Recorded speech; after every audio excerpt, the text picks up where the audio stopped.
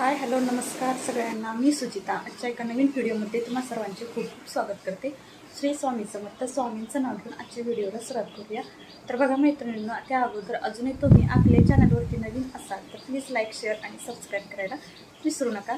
तर बघा काल मी तुम्हाला 2 ब्लाउज जे शिवणार होते ते सांगितलेलं होतं। तर त्याच्यातील एक ब्लाउज मी कंप्लीट केला, पण एक ब्लाउज जो आहे तर तो बघा मी या पद्धतीने तयार केलं तुम्हाला दाखवते। तर इथं बघा मी बाही जे आहेत त्या दोन्ही स्टिच करून घेतलेली आहेत। या पद्धतीने बाही डिझाईन केलेली आहे इथं बघा। आणि इथं मी असं छोटंसं शो बटन लावणार आहे, तर आहे माझ्याकडे त्या कलरचं इथं मी लावणार आहे। तर दोन्ही बाही या पद्धतीने स्टिच करून घेतलेल्या आहेत।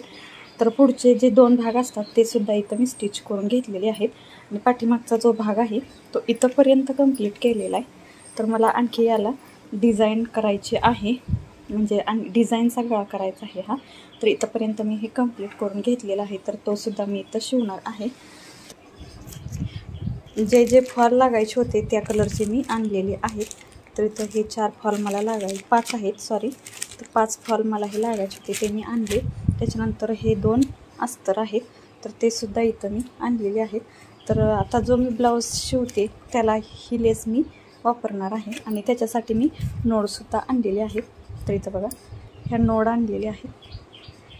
तर ब्लाऊज डिझाईन कंप्लीट झाल्यानंतर तुम्हाला दाखवते तर ब्लाऊज डिझाईन मी कशी स्टिच केली ते। तर इथं मी साड्या ज्या आहेत त्या पिको फॉलसाठी इथं त्याचे काट कटिंग करून ठेवलेलं आहे। आणि नंतर मग तर तो ब्लाऊज जो आहे तर तो सुद्धा मी थोडक्यात तुम्हाला म्हणजे डिझाईन कशी स्टिच केली ते सांगणार आहे। आणि त्याचा फुल व्हिडिओ सुचिता फॅशन आटपाडी या चॅनलवरती अपलोड करणार आहे। तर नक्की बघा। तुम्हाला जर डिटेलमध्ये जर याचा व्हिडिओ पाहिजे असेल तर सुचिता फॅशन आटपाडी या चॅनलवरती मी त्याचा फुल व्हिडिओ अपलोड करणार आहे। तर बघा, आवडल्यास चॅनलवरती नवीन असल्यास लाईक करा, शेअर करा, सबस्क्राईब करा। तर इथं बघा ब्लाऊजचा पाठीमागचा जो भाग आहे तो सिंपल गोल गळा मी शिवून घेतलेला आहे आणि मध्यावरती फोल्ड करून असं मार्किंग करून घेतलेलं आहे। आणि हा पॅच मी काठाचा तयार करून घेतलेला होता कॅनव्हास वापरून, तो इथे बरोबर मध्यावरती मी जॉईन केला। असं या पद्धतीने टिप मारून बरोबर मध्यावरती मी तर कापणी आकार दिलेला आहे पॅचला, कोणताही तुमच्या आवडीचा तुम्ही आकार इथं देऊ शकता। तर या पद्धतीने तुम्ही हे जोडून घेतलं। त्याच्यानंतर याला लेस जोडून घेते। तर तुमच्या आवडीनुसार कोणतीही लेस तुम्ही इथं जोडू शकता। मला ही नाजूक अशी लेसच लावायची होती, तर ती इथं मी पूर्ण पॅचला असं जोडून घेते। तर खूप छान लुक ह्या ब्लाऊजचा तयार झालेला आहे।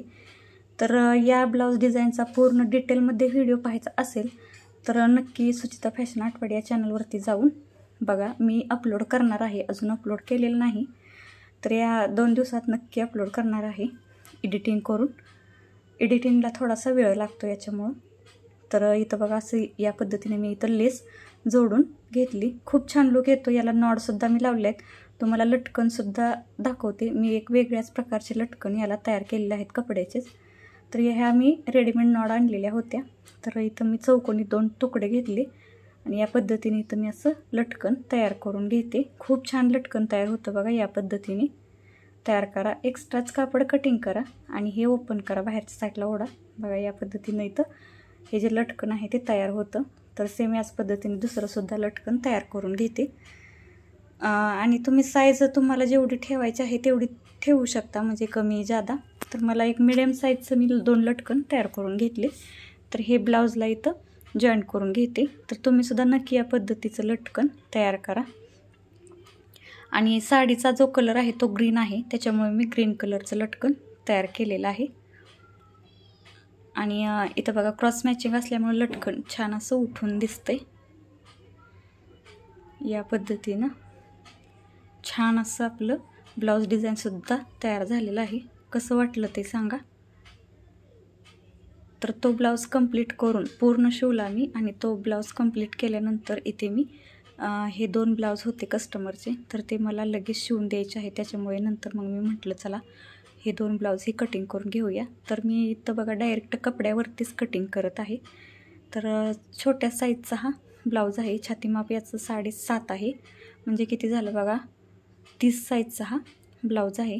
छोटा आहे, पटकन शिवून होईल, याची फुगाबाही करायची आहे कस्टमरला, त्याच्यामुळं मग मी डायरेक्ट चला म्हटलं चला लगेच पेपर कटिंग वगैरे काही नको, डायरेक्ट कपड्यावरती कटिंग करायचं, वेळही वाचतो आणि आपलं पटपट होऊन जातं. याच्यासाठी सर्वात पहिल्यांदा मी काय करते, पाठीमागचा जो भाग आहे तो कटिंग करून घेते. तर त्याच्यासाठी मार्किंग करून घेते पाठीमागच्या भागाचं आणि ते कटिंग झाल्यानंतर मग फ्रंट पार्ट कटिंग करते. तर हे कटोरी ब्लाऊजचं कटिंग मी इथं करते अगदी सोप्या पद्धतीने. मी सुचिता फॅशन आर्टपट या चॅनलवरती खूप सारे कटोरी ब्लाऊजच्या कटिंगचे व्हिडिओ अपलोड केलेले आहेत. सोपी पद्धत आहे माझी बघा. या पद्धतीमध्ये ना एक्स्ट्रा नंतर कटोरी वाढवायची वगैरे काही गरज लागत नाही. आहे अशी कटोरी आपल्याला स्टिचिंगसाठी घेता येते. सोपी पद्धत आहे, तुम्हीसुद्धा नक्की या पद्धतीने ट्राय करा. तर पाठीमागचा जो भाग आहे ते आता इथं आपलं पाठीमागच्या गळ्याचं तेवढं मार्किंग राहिलेलं आहे, तर ते सुद्धा लगेच करून घेणार आणि नंतर मग कटिंग करणार आहे. कारण हा सिंपल गोल गळा शिवायचा आहे, फक्त फुगाबाही शिवाय सांगितलेली आहे कस्टमरने. तर दोन्हीही ब्लाऊज आपल्याला इथं फुगाबाहीचेच आहेत, पण वेगवेगळ्या कस्टमरचे आहेत. पण मी एकाच वेळातही कटिंग करून ठेवणार आहे आणि नंतर उद्या लगेच शिवणार आहे. तर आता फ्रंट पार्ट कटिंग करते. फ्रंट पार्टसाठी काय करते, मी थोडंसं कापड वाढवून घेते, म्हणजे कटोरीसाठी आपल्याला 2 इंच एक्स्ट्रा लागतं. याच्यासाठी थोडंसं कापड जे आहे ते वाढवून घेते 2 इंचाचं आणि त्याच्यानंतर आपला पाठीमागचा जो भाग आपण कटिंग करून ठेवला होता तो ठेवून घेते आहे असं आणि आहे असं मार्किंग करून घेते फ्रंट पार्टसाठी. कुठे काही बदल करत नाही. तर इथं फ्रंट भागाचा मुंडासुद्धा मी मार्किंग करून घेतला. तर आता पुढचा मुंडा मी मोजलेला नव्हता, तर तो सुद्धा मोजून घेते. तोपर्यंत मला कोणाच तरी फोन आलेला होता, तर म्हटलं चला असं फक्त बसून बोलण्यापेक्षा काम करत करत बोलावं. म्हणजे मला तेवढा वेळ नव्हता की बसून बोलण्यासाठी, त्याच्यामुळे मी कटिंग करत करतच फोनवरसुद्धा बोलत होते. तर माझा ब्लाऊज पूर्ण कटिंग होईपर्यंत माझं बोलणं चालू होतं. तर या पद्धतीने तर मी कटोरीचं मार्किंग करते बघा. यामध्ये बघा कटोरी नंतर वाढवावी वगैरे लागत नाही. आहे अशी कटोरी आपण स्टिचिंगसाठी घेतो.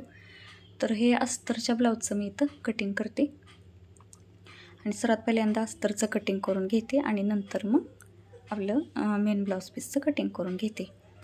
तर इथं आपलं हे फ्रंट पार्टचं सुद्धा कटिंग झालेलं आहे. तर मैत्रिणींनो, अजूनही तुम्ही आपल्या चॅनलवरती नवीन असाल तर प्लीज लाईक, शेअर आणि सबस्क्राईब करायला विसरू नका.